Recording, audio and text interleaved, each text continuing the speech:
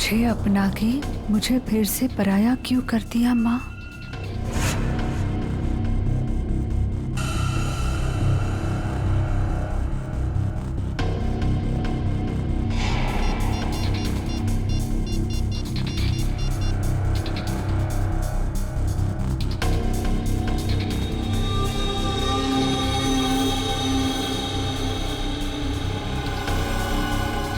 क्या आपने मुझसे कभी प्यार नहीं किया माँ?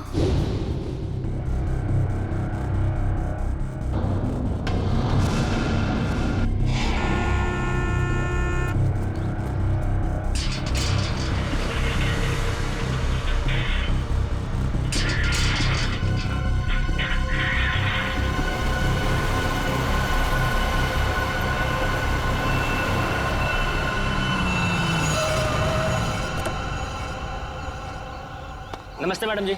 नमस्ते।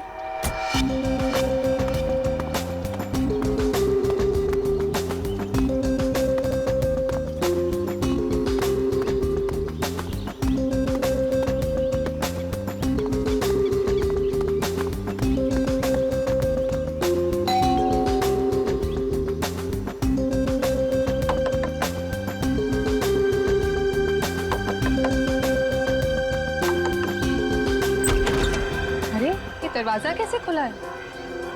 विनीता, विनीता, विनीता, कहाँ हो तुम? सो रही हो क्या? विनीता। अंकल, आंटी, कोई आवाज क्यों नहीं दे रहा है?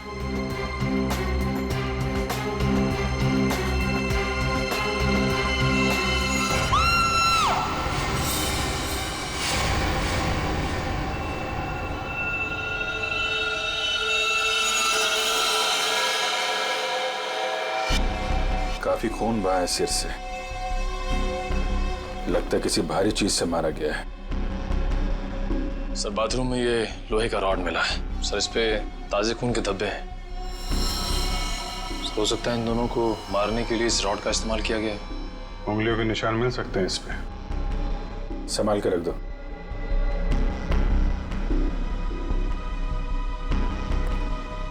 वैशाली जी, आपने सबसे पहले देखा लाशों को? मैंने और मेरी फ्रेंड विनीता ने टेनिस खेलने का प्लान बनाया था। जब मैं यहाँ आई तो विनीता मुझे नहीं मिली और अंकल आंटी की लाश। लाश के आसपास किसी को देखा था?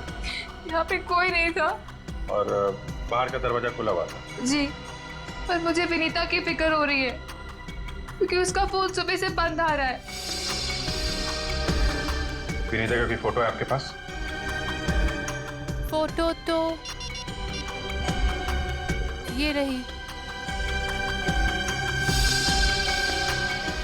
वंश सर, ये फोटो सब चेक ना किया और पुलिस स्टेशन में भेजो। इसकी जान को खतरा हो सकता है। सर। और आप हैं यहाँ के वॉचमैन। वॉचमैन का मतलब समझते हो? घर का रखवाला। ये रखवाली की तुमने अपने मालिक और मालकिन की? कैसे कहूँ साहब, अब तो ये बोझ पूरी जिंदगी मेरी आत्मा पर रहने वाला। तुम्हारे रहते हुए खूनी अंदर आया तो आया कैसे? ये बात तो मेरे लिए भी पहेली बनी हुई है। ऐसी पहेली सुलझाना सीआईडी को अच्छी तरीके से आता है। प्लीज साहब, मेरे बाबूजी से इस तरह बात मत कीजिए। ये दिल के मरीज है और अगर इन्हें कुछ हो गया तो मेरा क्या होगा? तो चुप कर, माफ करना साहब, मेरा बेटा है, मुझसे बहुत प्यार करता है। चल जा, बाहर जाके बैठ। कल रात विनीता घर पे थी? हाँ साहब, वो घर पे ही थी, मगर रात को देर से आई थी। 2 बजे घर पे आई थी वो। और वैशाली जी, आप कितने बजे आए? सुबह 8 बजे।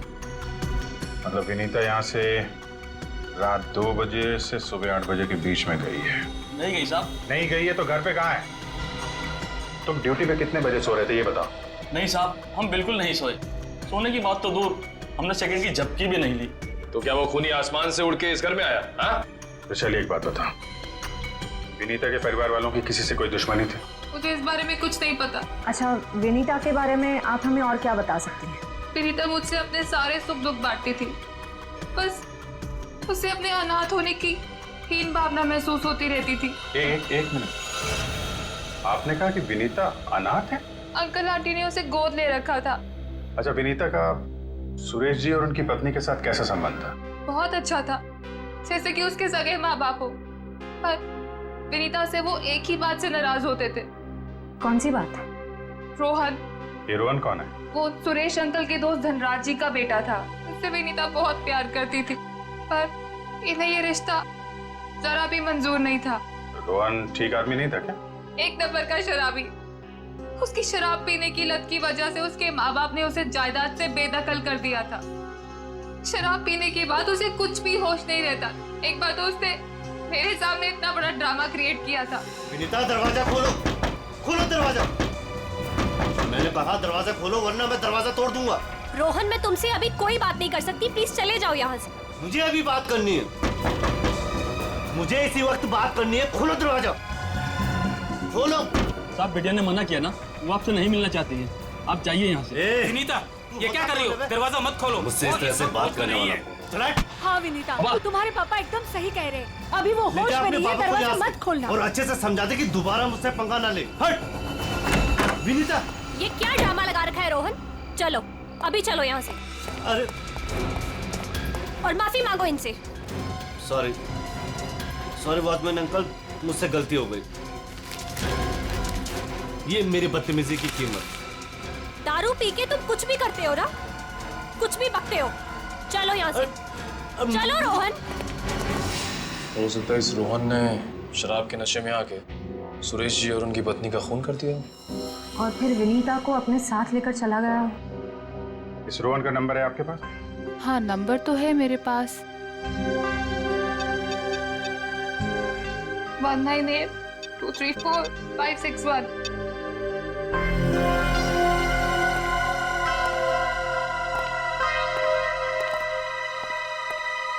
रोहन का फोन भी बंद आ रहा है।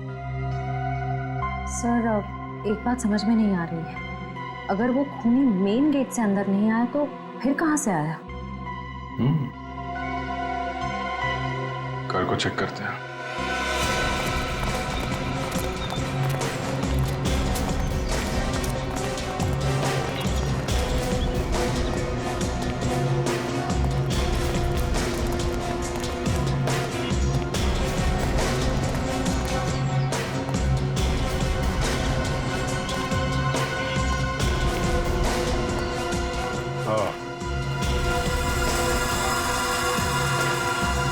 ये देखा?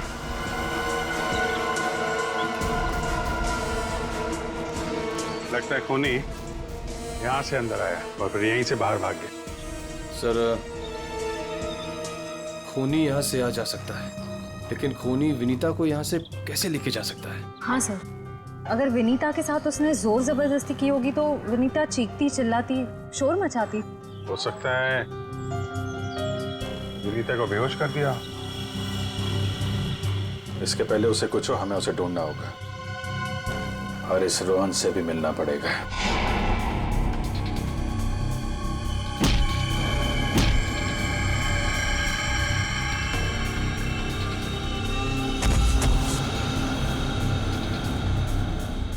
सर, अभिजीत सर ने रोहन का यही का पता बताया।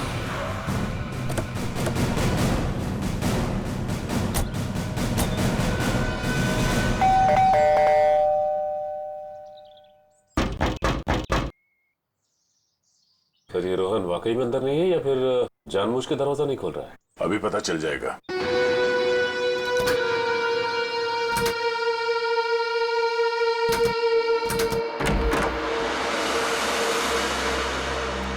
हो सकता है उसने विनीता को यहीं कहीं छुपा के रखा हो। घर में सामान भी ज्यादा नहीं है, पूरा घर खाली दिखाई दे रहा है। हाँ, वैसे भी कंगाल है वो। माँ बाप ने तो बेदखल कर दिया था उसे। सचिन,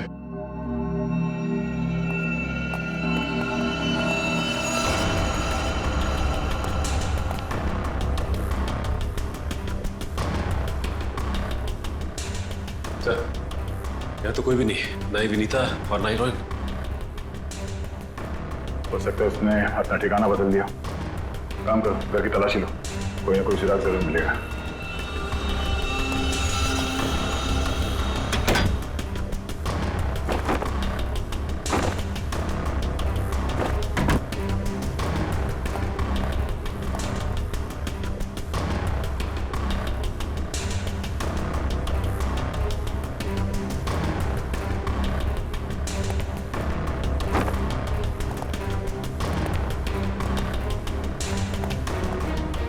चारों तरफ किताबें ही किताबें पढ़ी। लगता है इस रोहन को किताबें पढ़ने का बहुत शौक था। नजरिया बदलिए, बहुत अच्छी किताब है ये।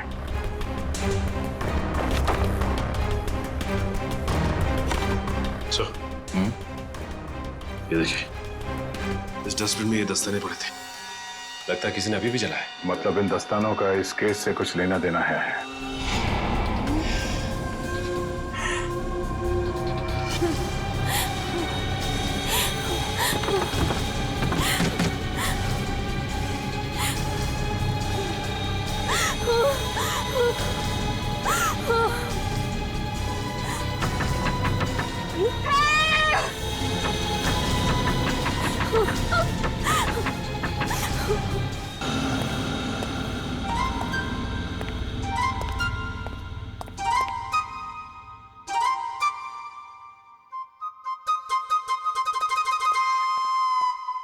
Ready sir.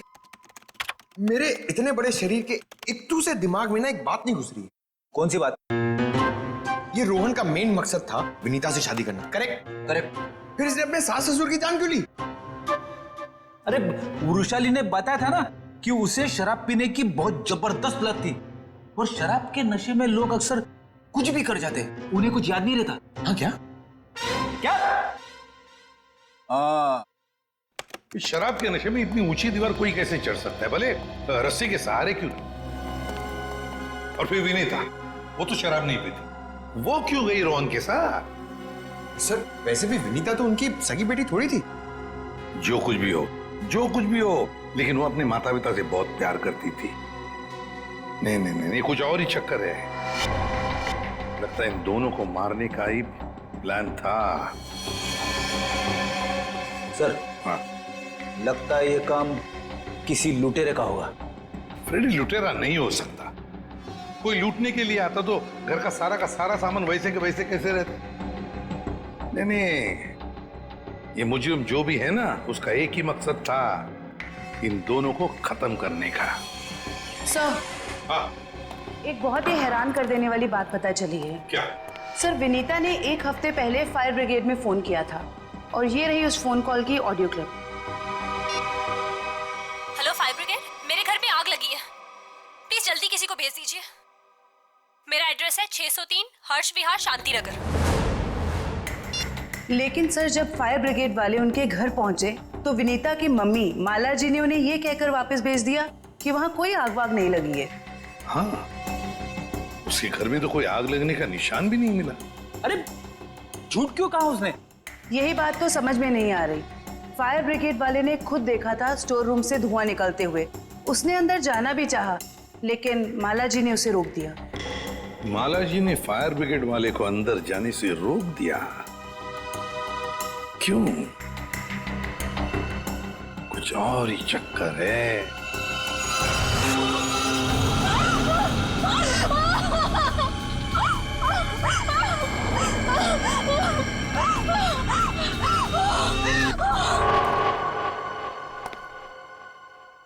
छान मारो इस जगह को अच्छी तरह से, कुछ ना कुछ जरूर मिलेगा।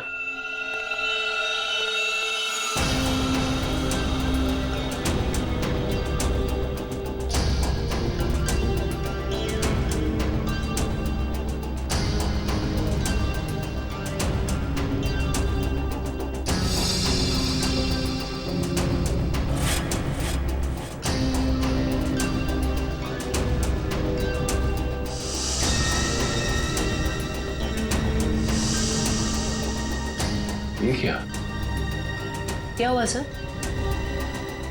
सीलिंग पे पेंटिंग बनाई। बड़ी ही अजीब बात है। देखते।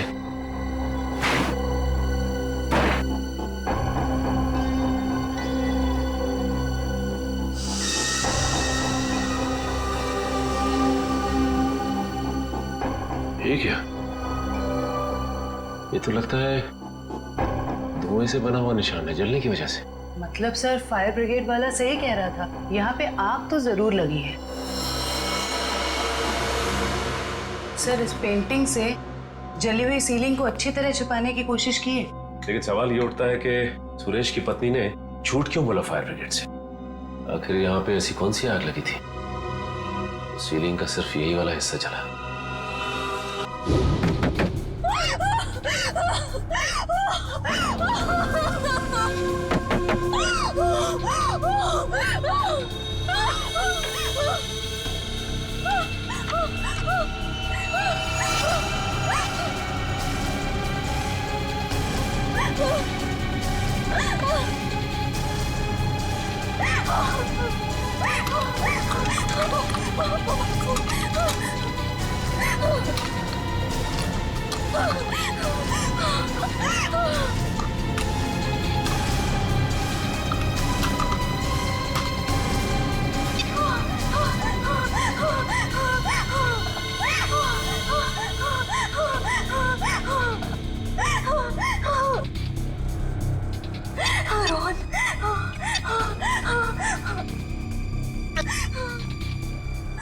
रोहन फोन क्यों नहीं उठा रहा?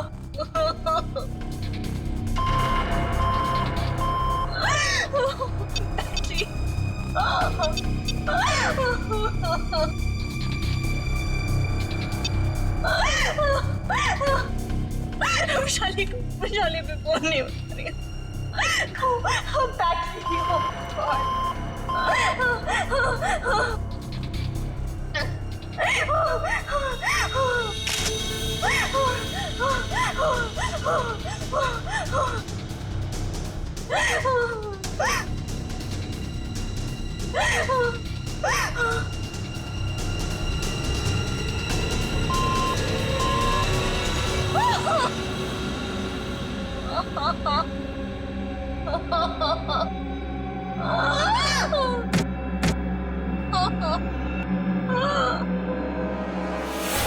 बस मौत रात को 1 बजे से 3 बजे के बीच में हुई है। और सर वॉचमैन कह रहा था कि विनीता रात को 2 बजे घर लौटी थी। सर अगर खून उससे पहले हुए होते तो वो चीखती चिल्लाती या बाहर जाती। मतलब खून 2 और 3 बजे के बीच में हुए हैं। सालून साहब, हमें जो लोहे का रॉड मिला था उसके ऊपर से खूनी के उंगलियों के निशान मिले या नहीं? नहीं, बस कोई उंगलियों के निशान नहीं मिले। नहीं मिले? रोहन के घर में से हमें आधे जले हुए ग्लव्स मिले थे। कहीं रोहन ने वो ग्लव्स तो नहीं पहने थे ये खून करते वक्त? हो सकता है। तारिका वही चेक कर रही है। सर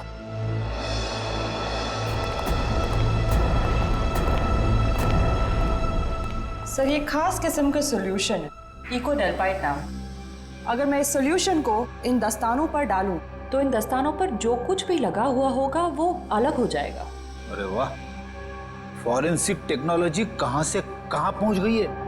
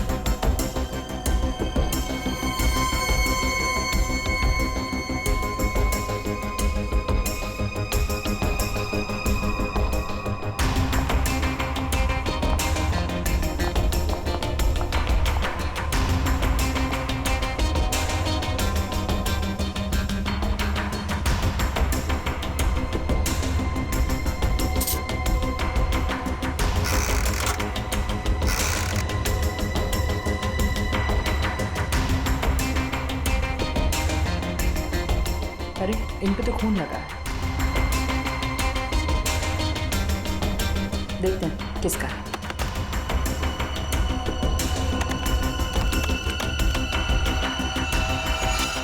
पॉजिटिव सर, ये खून मिस्टर एंड मिसेस सुरेश का ही है। मतलब सर ये खून रोहन ने ही किया है? एक मिनट बोलो।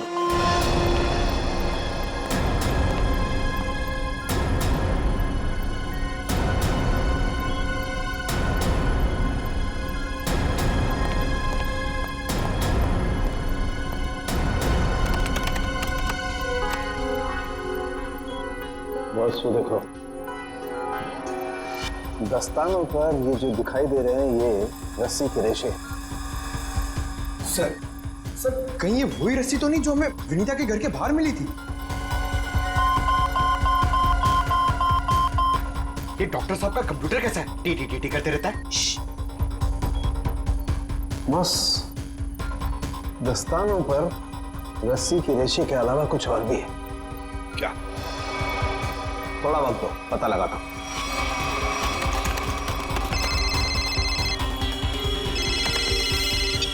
हाँ श्रेया, ठीक है। क्या? सर विनीता का फोन थोड़ी देर के लिए ऑन हुआ था, उसके घर के बिल्कुल करीब। और सर उसने सोशल नेटवर्किंग साइट पे अपने दोस्त को एक SOS मैसेज भी भेजा है। श्रेया मुझे लिंक अभी भेज रही है सर, ये देखिए सर। मैं घुटन से मर रही हूं, प्लीज मुझे बचाओ। Vinita, my God.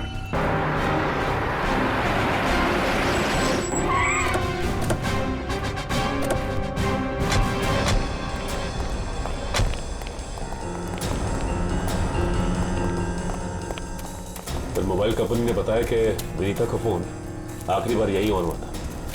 इस घने जंगल में नेटवर्क मिला, यही बड़ी बात है। जरा देखो आसपास।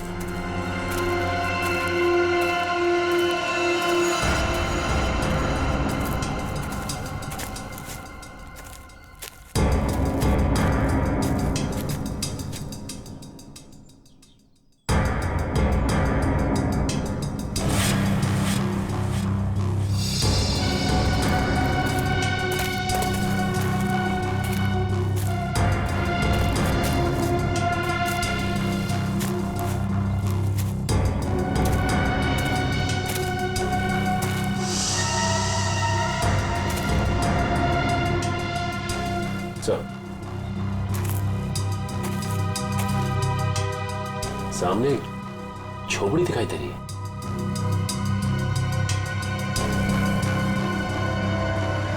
दिव्या, वंश,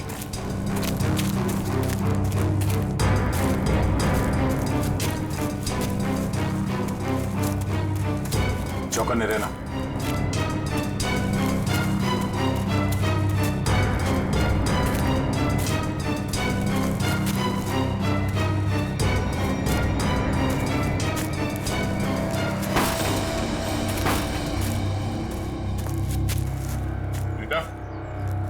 बेटा, तो तलाशी लो।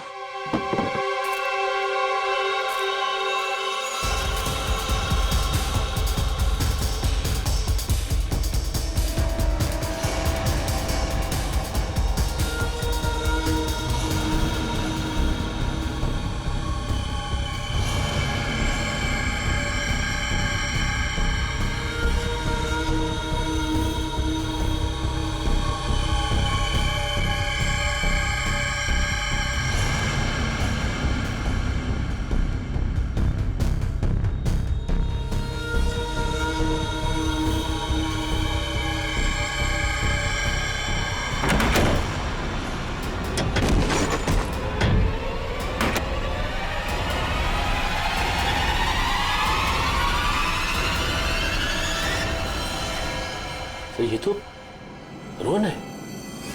सॉरी वॉचमैन अंकल, मुझसे गलती हो गई। हम लोग सोच रहे थे कि सब रोहन का किया था, पर किसी ने इसे ऊपर पहुंचा दिया। सर कहीं ऐसा तो नहीं कि विनीता ने अपनी आत्मरक्षा के लिए इसे मार दिया? नहीं, इसे भी ठीक वैसे ही मारा है, सर पे वार करके, जैसे विनीता के माँ बाप को मारा था। खूनी को एक ही है। सोचता है कि खूनी ने रोहन को मारा और विनीता को साथ ले गया। हो सकता है, ये भी हो सकता है कि वो यही कहीं आसपास हो। तो देखो,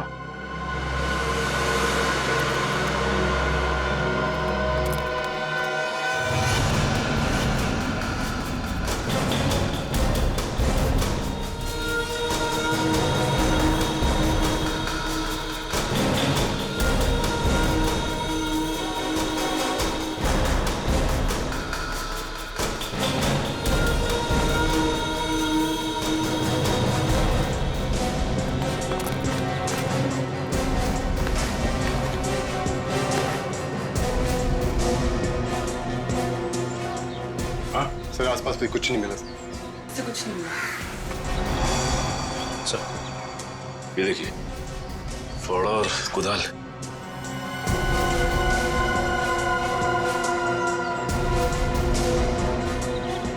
कहीं जमीन के नीचे तो नहीं? यहाँ पे खुदाई का सामान पड़ा हुआ है, जरा फाड़ो दिखा ना।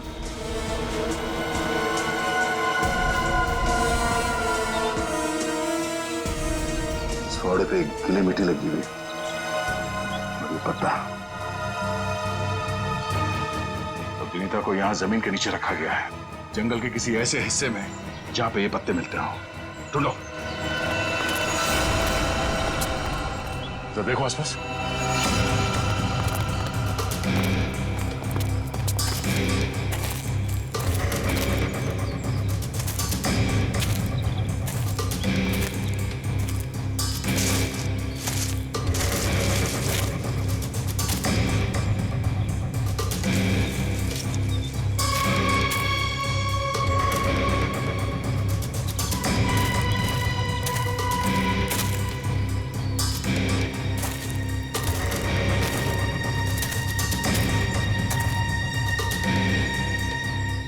सचिन, वंश, दिव्या, ये देखो, लगता है हाल फिलहाल में यहाँ खुदाई हुई है। वंश, खुदाई का औजार लिया जल्दी। सर।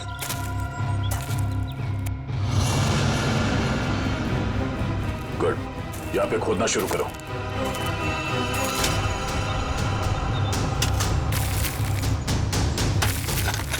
एक मिनट हट जाओ।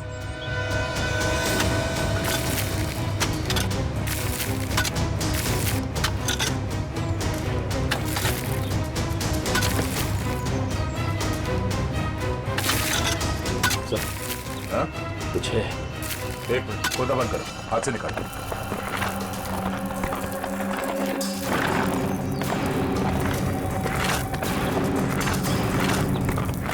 तो इसके अंदर तो नहीं?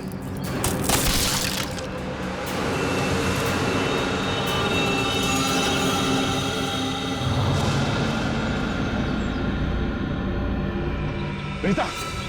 ओह नो, सांसें धीमी चल रही है, इसे अस्पताल ले जाना होगा। निकालो उसको बाहर जल्दी। हाथ दो, निकालो बाहर, निकालो। पैर पकड़ो उसके। चलो।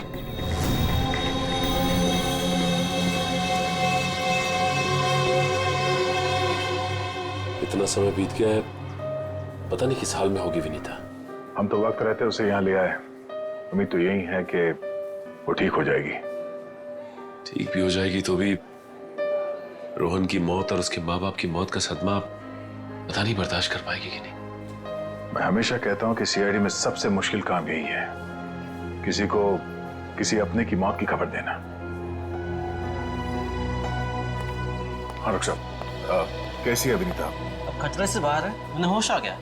गुड, हम उनसे बात कर सकते हैं? हाँ बात कर सकते हैं, लेकिन वो काफी तनाव में, बहुत देर तक कम ऑक्सीजन में रहने की वजह से फिलहाल बहुत ज्यादा कमजोर है वो। थोड़ा संभाल के ध्यान रखिएगा इस बात का। ठीक है, हम इस बात का ख्याल रखेंगे। Thank you. चलो।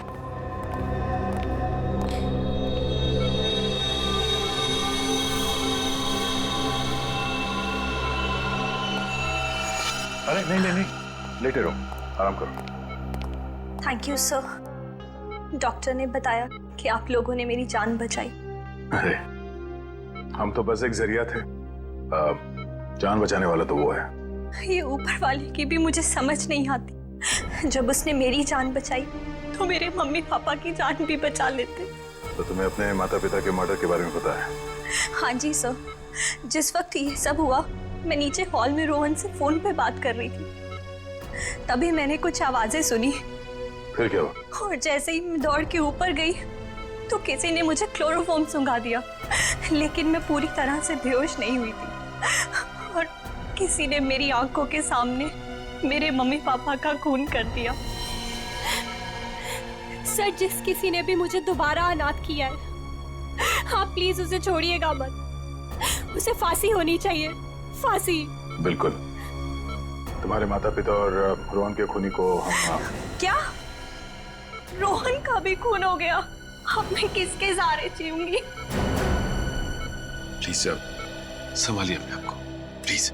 अच्छा ये बताइए कि आपको कब पता लगा कि आप उस बॉक्स के अंदर बंद हैं? जब मेरी आंखें खुली तो मैं एक घुटन भरे बक्से में थी।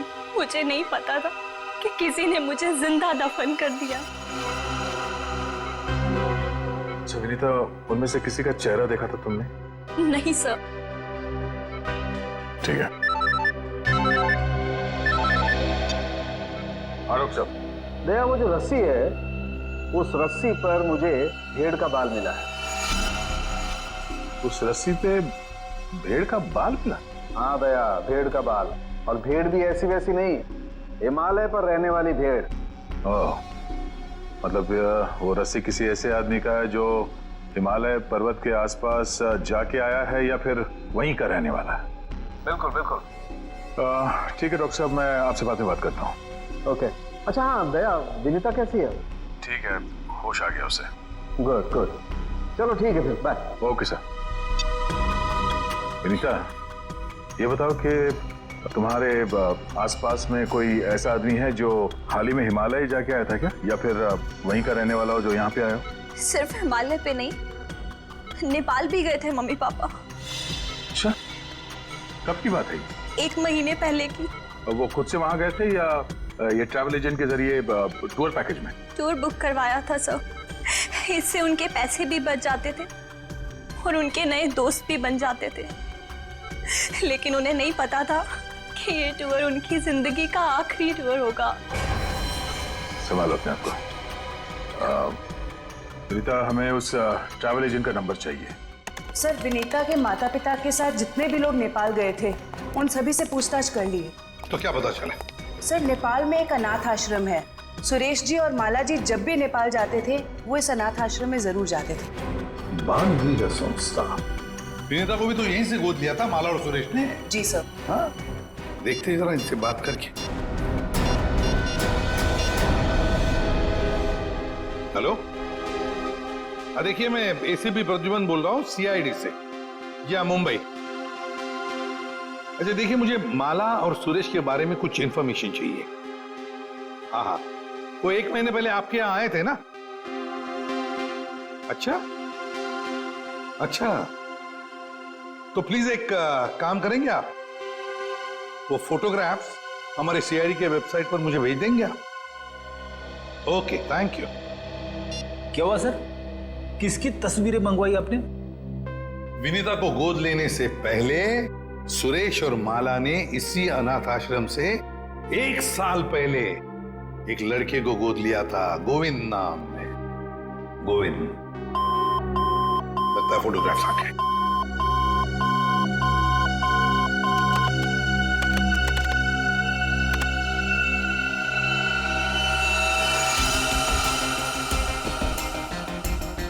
पांच साल की उम्र थी, साल 1999।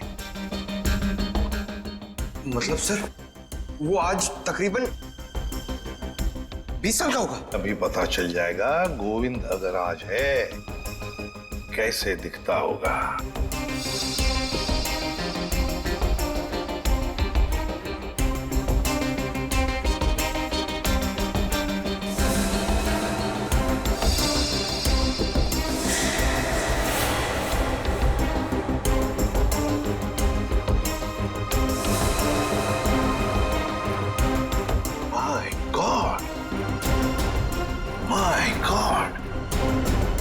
ये गोविंद है।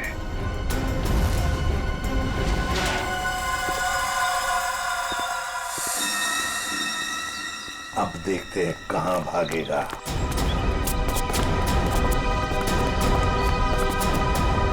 ठीक है सर, हमें देख के अंदर भाग गया है। जब गीदड़ की मौत आती है तो वो शहर की तरफ भागता है, मगर ये तो अंदर भाग गया।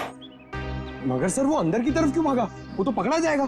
ऐसे मुजरिम बाहर की तरफ भागते हैं, मगर ये अंदर भागे या बाहर, पकड़ा तो ये जाएगा ही। कहां गया ये? अभिजीत, दया, सर फैल जाओ, मैं सामने से घुसता हूं।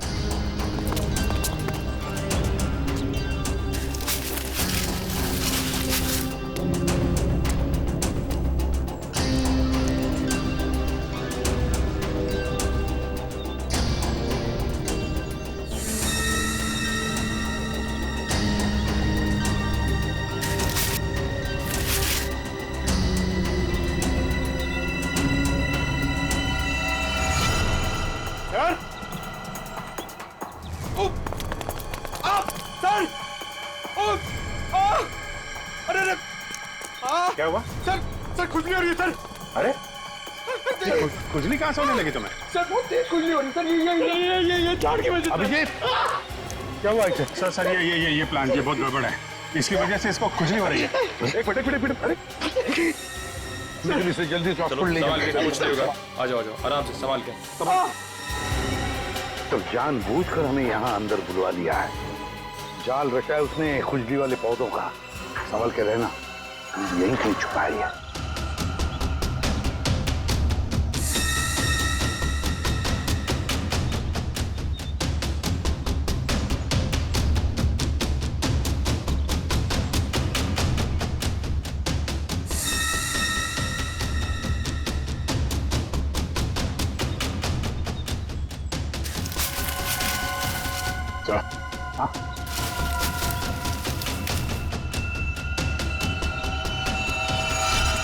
चलो वहां देख लो, बहुत बना लिया पौधों को हथियार। अब विदाई का समय आ गया तुम्हारा, ससुराल चलना है। चलो प्लीज साहब, मेरे बाबूजी से इस तरह बात मत कीजिए।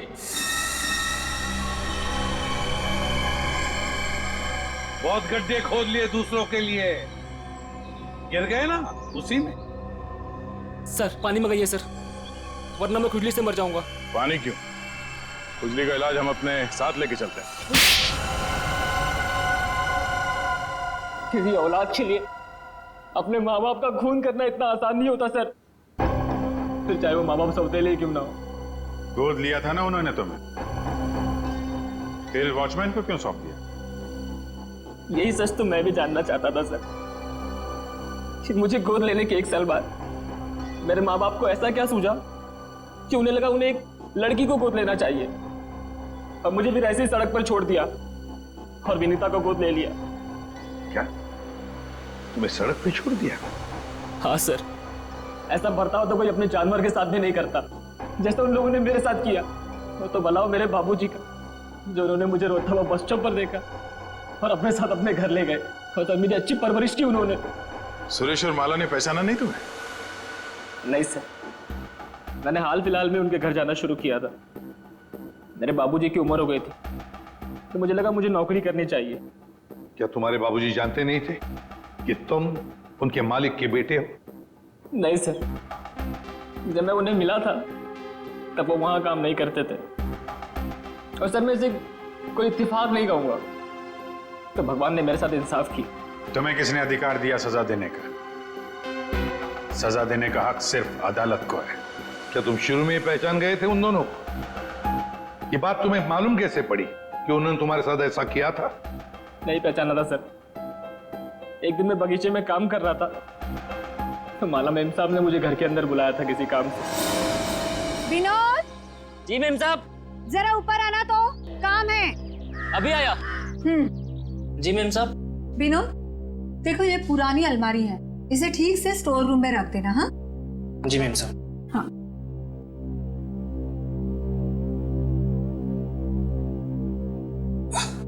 क्या हुआ विनोद, बहुत भारी है क्या?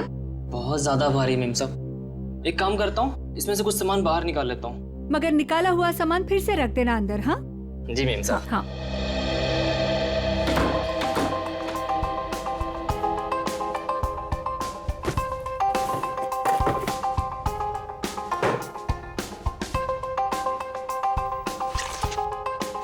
कितनी प्यारी प्यारी ड्राइंग्स हैं।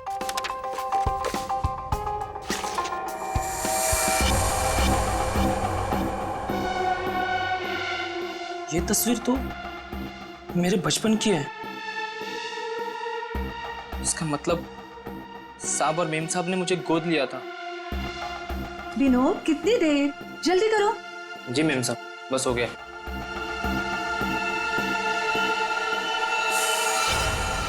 और फिर तुम नेपाल गए सच्चाई का पता लगाने? हाँ सर, और जब मुझे सच का पता चल गया तो मैंने पूरे परिवार के नाक में दम करना शुरू कर दिया।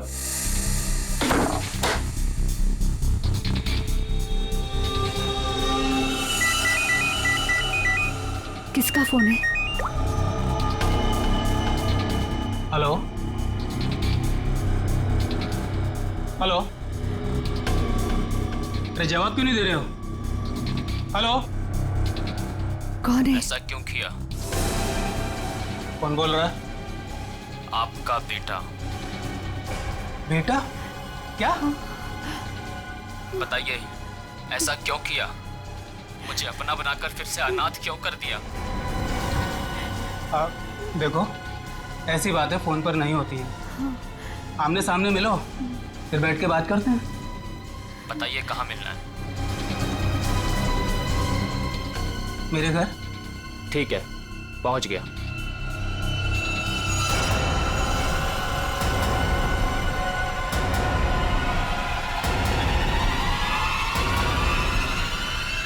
स्टोर रूम की अलमारी में तुम्ही ने आग लगाई थी ना? हाँ सर, पर माला जी नहीं चाहती थी कि उनकी सच्चाई दुनिया को मालूम पड़े और समाज में उनकी बेइज्जती हो, इसीलिए फायर ब्रिगेड को भी उन्होंने वापस भिजवा दिया। और रोहन? रोहन को क्यों मारा? मैं रोहन को नहीं मारना चाहता था सर, उससे मेरा कोई लेना देना था ही नहीं। मैं तो उसके घर गया हुआ था वो दस्ताने रखने के लिए, ताकि आप लोगों को दस्ताने उसके घर से मिले और आप लोग उस पर शक करें। उसने मुझे देख लिया सर, मजबूरन मुझे उसे मारना पड़ा। बदले की आग में तूने 3 खून किए, एक मासूम को जिंदा दफनाने की कोशिश भी की। ये कैसा बदला? ये बदले की आग तुम्हें फांसी के फंदे तक ले जाएगी, फांसी के फंदे तक।